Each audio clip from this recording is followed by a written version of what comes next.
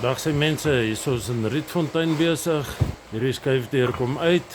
Hier gaan 'n venster inkom. Die kant gaan 'n 1.8 meter skuifdeur inkom. Aan die binnekant word alles gepleister. Daai kant word toegebou. Hier word 2 nuwe vloere gegooi. Daai kant kom 'n 2 meter venster in. En daai kant word ook toegebou.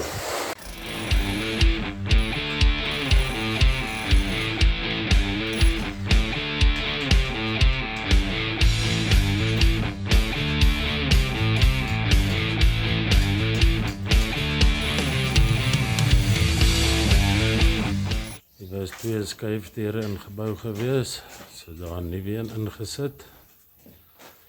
Vensters in. Daar agter was vensters in. Hier is ingesit waar die dreinpype is.